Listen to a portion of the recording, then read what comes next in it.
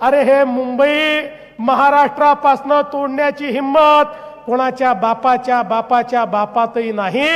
आणि आमच्या सोबत तर या ठिकाणी हिंद हृदय सम्राट शिवसेना प्रमुख बाळासाहेब ठाकरेंचा ठाण्या वाघ एकनाथ शिंदे देखील आहे।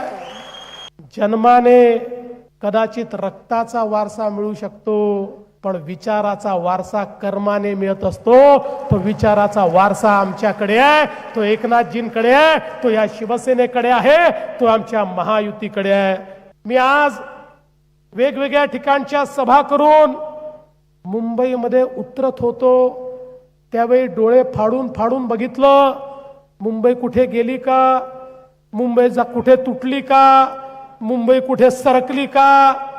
मला तर मुंबई तिथेच दिसली, पण निवडणूक आली की काही लोकांना मुंबई उत्तरेकडे सरकताना दिसते। अरे तुमची बुद्धी सरकते, मुंबई सरकत नाही, मुंबई तिथेच असते।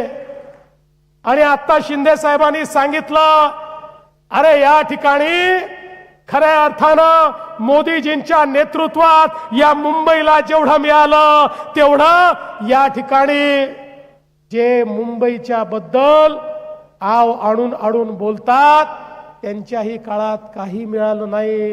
अरे हे मुंबई महाराष्ट्रापासून तोडण्याची हिम्मत कोणाच्या बापाच्या बापातही नाही। आणि आमच्या सोबत तर या ठिकाणी हिंद हृदय सम्राट शिवसेना प्रमुख बाळासाहेब ठाकरेंचा ठाण्या वाघ एकनाथ शिंदे देखील आहे।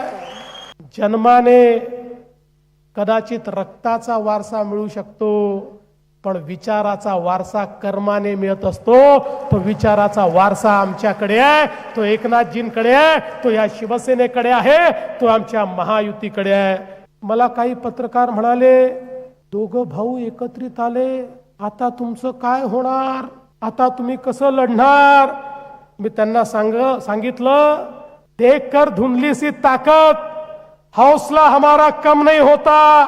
अरे झूठी आंधियों से वही डरे जिन चिरागों में दम नहीं होता।